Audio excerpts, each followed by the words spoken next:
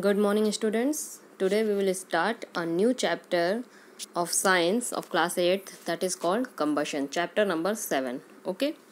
So first of all, we should know what is the meaning of combustion. What is combustion? ठीक है, the process of burning of anything, heating anything in the presence of oxygen or air. Okay. If any substance that catches fire when we heat it or when we burn it, this process of catching fire is called combustion. मतलब किसी चीज़ को अगर हम आग लगा रहे हैं, उसको जला रहे हैं और उसमें आग लग जाए, तो इसी प्रोसेस को क्या बोलते हैं? कंबशन बोलते हैं. ये ध्यान रखिएगा आप लोग. किसी चीज़ में ये देखिए ऊपर, इसीलिए आपको ये एक डायग्राम भी बना के दिखाया है कंबशन में आग जलते हुए. ठीक है, तो कंबशन का मतलब एक तरह से आग जलना ही है. जब हम किसी चीज़ को आग जला रहे हैं और वो जल जाए, ऐसा कोई ज़रूरी थोड़ी है कि हम हर चीज़ में आग लगाएं और वो आग लग ही जाए. ऐसा कोई ज़रूरी तो नहीं है ना. तो पानी में आग लगाएंगे तो थोड़ी आग लगेगी. ठीक है, तो किसी भी चीज़ में जहाँ पे कि आग लग जाए, दैट इज़ कॉल्ड कंबशन. ठीक है, तो देखिए आग कैसे लगेगी, हाउ एनीथिंग विल बर्न. कोई भी चीज़ ऐसे ही नहीं जल जाता है. ठीक है, उसके लिए कुछ कंडीशंस होते हैं, कुछ टर्म्स एंड कंडीशंस होते हैं जो कि जब फुलफिल होगा तभी कहीं पे आग लगेगी. ठीक है, तो आग कैसे लगती है, फिर आग पे हम लोग कंट्रोल कैसे कर सकते हैं. कहीं आग लग जाती है, कहीं पे बहुत भीषण आग लग जाती है. अभी आपने एक कल का न्यूज़ में देखा, कल के न्यूज़ में, कि रायपुर में एक हॉस्पिटल में आग लग गई. ठीक है, जिसकी वजह से काफ़ी डॉक्टर्स के ऊपर और केस हो गया है, FIR दर्ज हो गई है. पेशेंट्स को काफ़ी नुकसान पहुंचा है, हॉस्पिटल में काफ़ी नुकसान पहुंचा है. ठीक है, तो आग लगना बहुत अच्छी चीज़ तो नहीं है और आग लगना बहुत बुरी चीज़ भी नहीं है, क्योंकि आग ना हो तो हम खाना नहीं बना पाएंगे. ठीक है, तो आग अच्छी चीज़ भी है, आग बुरी चीज़ भी है, तो इसको हमको लगाना भी है और इसे हमको कंट्रोल में भी रखना है. Everything is good when it is under control. हर चीज़ अच्छा है अगर वो कंट्रोल में है. ठीक है, जब कोई भी चीज़ अनकंट्रोल हो गया तो वो अच्छा नहीं है. ठीक है, तो देखिए हम लोग ऑलरेडी फ्यूल के बारे में पढ़े हैं. तो हम लोग जो आग, हम लोगों के जो क्या बोलें, यूज़ में है, जो आग लगाना, जो फायर हमारे यूज़ में है, वो एक्चुअली फ्यूल्स से हम लोग खुद उसको लगाते हैं. जैसे कि खाना बनाने के लिए हम लोग फ्यूल्स यूज़ करते हैं, LPG, लिक्विफाइड पेट्रोलियम गैस. उसमें भी हम लोग हीट एनर्जी ही प्रोड्यूस करते हैं. आग लगने में क्या, कौन सी एनर्जी प्रोड्यूस होती है? Heat energy. Heat and light energy भी प्रोड्यूस होती है, लेकिन मेन काम हमको हीट एनर्जी का रहता है. लाइट एनर्जी का वहाँ हमको बहुत काम नहीं रहता है. ठीक है, तो दूसरी चीज़ ये है कि जो हम लोग गाड़ी से चलते हैं उसमें भी हम फ्यूल यूज़ करते हैं, दैट इज़ कॉल्ड पेट्रोल या और कोई fuel, CNG, compressed natural gas. ठीक है, फिर हम लोग अगर ठंड हो तो अपने बॉडी को वार्म रखने के लिए बहुत लोग लकड़ी जलाते हैं, wood as a fuel use करते हैं.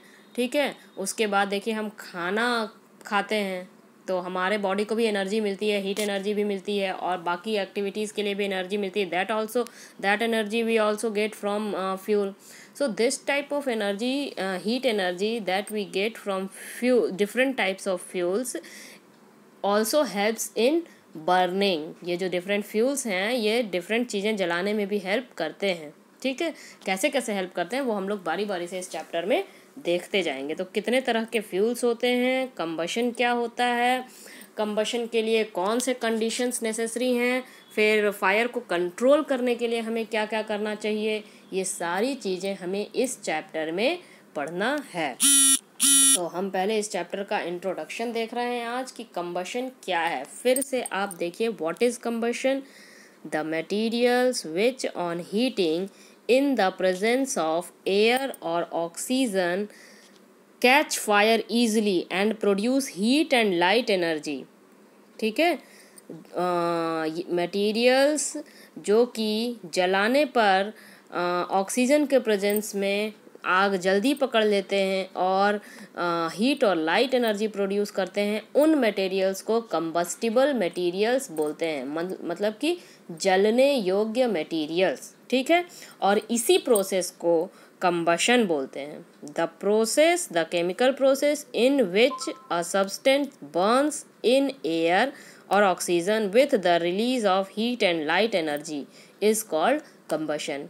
जो जलने वाले मटेरियल्स हैं उनको कंबस्टिबल मटेरियल बोलते हैं, लेकिन जो जलने प्रोसेस है उसको कंबशन बोलते हैं।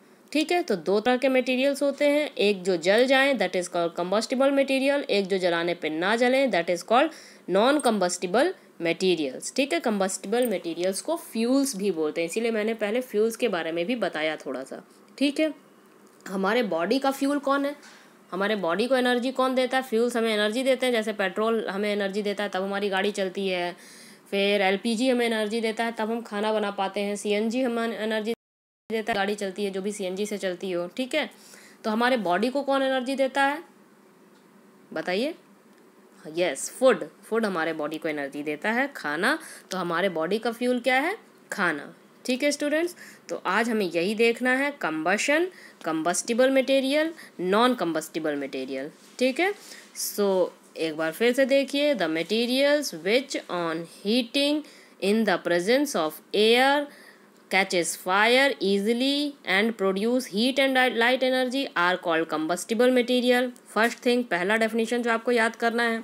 दूसरा डेफिनेशन आपको याद करना है कंबशन का, the chemical process in which a substance Burns in air or oxygen with the release of heat and light energy is called combustion. ठीक है, the substance that undergoes combustion is called combustible substance. अभी आपने पढ़ा, जो combustion हो जाएगा, जो जल जाएगा वो combustible material हो जाएगा, and the substance that does not undergoes combustion means जो जलाने पे भी ना जले that are called non combustible materials.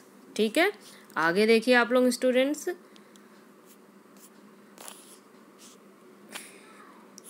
आगे क्या है इसमें देखिए, आगे हम लोग देखेंगे कि व्हाट इज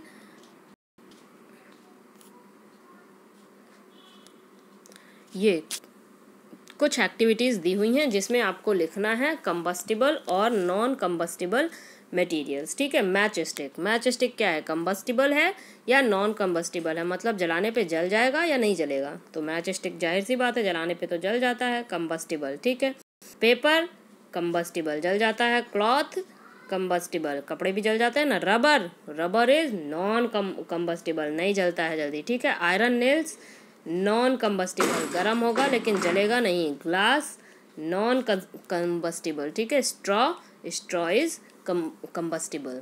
तो इस तरह से आपको कुछ और कल एग्जांपल्स लिख के लाने हैं कंबस्टिबल और नॉन कंबस्टिबल मटेरियल्स के। ठीक है, कल आपको देखिए होमवर्क क्या है, आपको याद करना है कंबस्टिबल मटेरियल्स का डेफिनेशन, नॉन कंबस्टिबल मटेरियल्स के डेफिनेशन, और what is combustion इसका definition, and you have to write some other examples of combustible and non combustible materials. Okay students, thank you.